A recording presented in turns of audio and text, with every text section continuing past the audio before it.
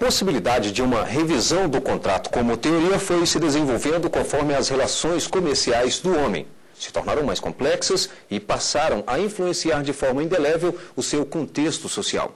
Conhecida como teoria da imprevisão dos contratos, seu estabelecimento só é possível quando determinados pressupostos são obedecidos. O grande desenvolvimento científico e econômico e as sempre mutáveis relações de consumo fizeram com que as normas legais procurassem o equilíbrio nas relações contratuais, podendo, em determinadas circunstâncias, romper acordos entre partes para a obtenção de uma harmonia e imparcialidade nas relações sociais. Revisão judicial dos contratos, autonomia da vontade e teoria da imprevisão. Tema da tese do doutor em Direito Civil pela Universidade de São Paulo, Otávio Luiz Rodrigues Júnior, nosso expositor do Academia desta semana.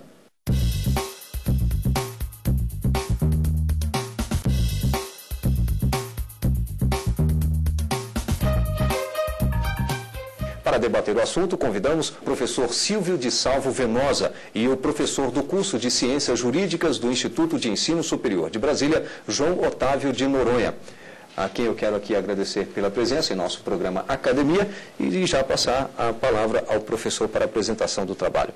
Eu estou diante de uma difícil missão que é falar para a melhor doutrina e a melhor jurisprudência.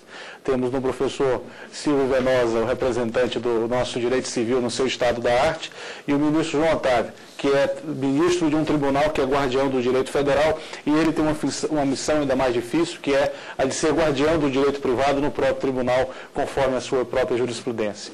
O tema que nós vamos abordar, ele tem diversas conexões com a história do homem, com a literatura e, paradoxalmente, também com o direito. Nós temos uma ideia da revisão contratual a partir, e foi essa ideia que me gerou a noção de escrever o livro, a partir da obra de William Shakespeare, O Mercador de Veneza, onde há uma dicotomia entre o desejo de cumprir a palavra empenhada e o choque desse desejo com as condições do cumprimento do contrato que não levem o homem à sua própria perdição, à sua própria morte ou à própria impossibilidade econômica de cumprir. A partir daí, nós tentamos desenvolver um programa de revisão contratual. Ou seja, tentar estabelecer regras que objetivassem os mecanismos de revisão contratual. O século XX foi o século responsável pela flexibilização de diversos institutos do direito civil que até então eram tidos como sacrossantos, como intangíveis, imutáveis. Nós tínhamos aí o princípio do pacta sunt servanda, de que os contratos devem ser cumpridos de modo intangível, e o século XX, a partir das diversas revoluções e mudanças no próprio direito, vai alterar esse cenário. Só que nós precisávamos, e esse foi o intuito principal da tese, nós precisávamos, de algum modo, apresentar algumas sugestões da academia aos tribunais e aos operadores do direito de balizamentos para a revisão. Esse programa começa com uma ideia fundamental. Primeiro, nós precisamos qualificar juridicamente as relações. Precisamos saber se estamos diante de um caso de contrato ligado ao direito do consumidor ou ao direito civil. Essa divisão, essa dicotomia inicial, de algum modo, foi muito favorecida porque o Superior Tribunal de Justiça, há pouco tempo, fez uma opção clara entre duas correntes teóricas que são chamadas o maximalismo e o minimalismo, optando pelo minimalismo mitigado, ou seja, uma interpretação que não estende a abrangência do Código de Defesa do Consumidor a situações que normalmente estariam inseridas no âmbito de aplicação do Código Civil. Feita essa distinção, nós vamos ter dois tipos de aplicações teóricas diferentes. Se nós estivermos diante de uma relação de consumo, nós teremos uma teoria que foi originada no direito italiano, que é a teoria da onerosidade excessiva, que regula as relações no âmbito do direito do consumidor e se pauta simplesmente pela investigação de dois elementos: a presença de um consumidor naquela relação jurídica e a existência daquilo que os italianos chamam de onerosidade excessiva, um desequilíbrio naquilo que os juristas costumam chamar de sinalagma do contrato, ou seja, esse equilíbrio na distribuição de deveres e de prestações no próprio contrato, foi rompido, gerando para uma das partes uma excessiva onerosidade. Com isso, nós vamos aplicar mecanismos de intervenção contratual previstos no Código de Defesa do Consumidor, que são extremamente amplos e dão aos juízes um poder de modificação do contrato extremamente profundo, tanto a nível de anulação, de tornar o contrato ou a cláusula ineficaz, ou até mesmo declarar aquela cláusula como não escrita. Se nós estivermos diante, ao contrário, de uma relação jurídica vinculada ao Código Civil, aí a nossa situação como intérprete, como aplicador do direito, ela se torna muito mais complexa, porque nós temos de verificar se houve uma ruptura desse sinalagma no ponto de vista genético, como afirma o professor Clóvis Veríssimo do Couto e Silva, ou se essa ruptura do sinalagma deu-se no plano funcional. Para um leigo, poderíamos dizer que o contrato se tornou desequilibrado, se tornou injusto, quando do seu nascimento. É a quebra do sinalagma genético. Ou ele se mostrou injusto, desequilibrado, após algum tempo de execução do contrato, após o cumprimento de algumas parcelas, de algumas prestações. Dessa maneira, a diferenciação entre esse momento de desequilíbrio do contrato faz com que nós tenhamos diferentes institutos dentro do Código Civil para a solução desse problema. Se esse sinalagma é genético e, portanto, foi quebrado quando nasceu o contrato, nós temos alguns mecanismos, como o Instituto da Lesão ou do estado de perigo, como formas de reequilibrar o contrato.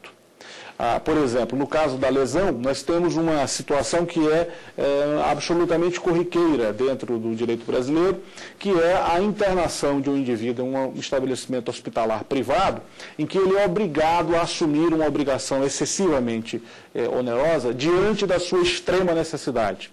Ou no exemplo de um indivíduo que é obrigado a vender o seu automóvel por conta da necessidade de pagamento do tratamento do seu filho. E isso faz com que ele celebre um negócio extremamente desvantajoso e pode, eventualmente, ocorrendo a caracterização do Instituto da Lesão, pedir ao Judiciário a anulação desse contrato. De outro plano, nós vamos ter o desenvolvimento do contrato. O contrato vai ter as suas cláusulas aplicáveis, as prestações vão sendo cumpridas ou não, e chega-se a um determinado momento, se verifica que pela ocorrência daquilo que os portugueses chamam de alteração das circunstâncias, o contrato tornou-se de cumprimento excessivamente oneroso. Se isso ocorre, dentro do Código Civil, nós temos uma forma de resolver o problema, que é uma combinação de duas teorias. A teoria italiana da onerosidade excessiva, que está prevista no Código de Defesa do Consumidor, e a teoria francesa, chamada teoria da imprevisão. Qual é a grande diferença de regime jurídico no caso do Código Civil? É precisamente a existência desse elemento da chamada teoria da imprevisão. Essa impossibilidade de se prever essa alteração das circunstâncias. Na nossa tese, que foi publicada pela editora Atlas, nós tivemos a oportunidade de analisar até do ponto de vista etimológico essa expressão imprevisão e chegamos à conclusão de que ela é uma expressão extremamente ambígua e pouco servível, na medida em que a capacidade de prever o futuro é algo que é inerente a Deus Todo-Poderoso, e a respeito disso por ele falam os profetas, ou então a aquelas pessoas que costumam adivinhar o futuro mediante pagamento de dinheiro, como pessoas que apresentam anúncios na rua dizendo que trazem o amor de volta ou conseguem fazer com que o sujeito acerte os números da loteria. No último caso, nós não temos como nos fiar muito nessas previsões. E no caso de Deus, ele não está tão preocupado com as nossas opções cotidianas em termos contratuais. Então nós teríamos aí uma dificuldade de aplicação desse instituto, até porque dentro da jurisprudência brasileira dos últimos 70 anos, conforme a pesquisa realizada, eventos como inflação, alteração do padrão monetário, variação cambial, crises econômicas são fatos absolutamente previsíveis para um brasileiro. né? Se viver é perigoso, no Brasil viver é perigosíssimo. Então nós temos que nos acautelar e na elaboração dos contratos prever esse tipo de situação. Para concluir, em razão das necessidades de tempo, o cerne do nosso programa de revisão contratual é que existem mecanismos previstos no ordenamento jurídico, como a lesão, estado de perigo, existem mecanismos como a nulidade, a anulabilidade do contrato, existem diversas formas de intervenção judicial no contrato. E essas formas técnicas devem ser respeitadas. Só se chegando à aplicação desses mecanismos da teoria da imprevisão, em último caso. Porque, inclusive, há um custo social, econômico muito grande na modificação dos programas contratuais previstos pelas partes e deve, tanto o Poder Judiciário quanto os operadores do direito em geral, lutar pela preservação desses mecanismos contratuais que são fundamentados e fundados na autonomia privada e que respeitam a capacidade humana de decidir sobre o seu próprio destino e sobre suas próprias opções pessoais. Bem, agradeço aqui a explanação, a apresentação do Dr. Otávio Luiz. É certo que nós vamos realmente precisar e teremos aqui mais tempo para poder nos debruçarmos sobre esse tema aqui nos desperta a atenção. Vamos agora conhecer alguns trabalhos de mestrado e doutorado apresentados nas universidades.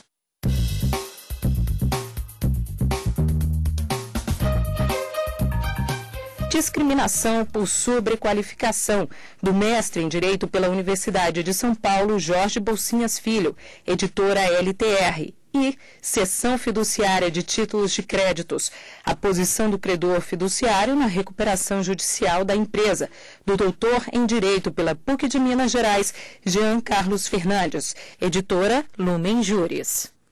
Fica agora com as dicas do quadro Mestres e Doutores. A diferença entre uma boa dissertação de mestrado e uma má dissertação de mestrado pode ser a escolha do orientador. Os dois principais pontos na hora de escolher o orientador são o seu histórico de pesquisa na área a ser pesquisada e a disponibilidade em orientar. O histórico do professor indica se ele está pronto ou não para te indicar a bibliografia correta e os temas que são adequados a serem abordados. A disponibilidade, obviamente, representa se ele efetivamente vai orientá-lo ou não. Por isso, na hora de escolher um orientador, pesquise se ele tem tempo e capacidade para orientá-lo. Pense nisso. E após o intervalo, voltaremos com o debate sobre revisão judicial dos contratos, autonomia da vontade e teoria da imprevisão.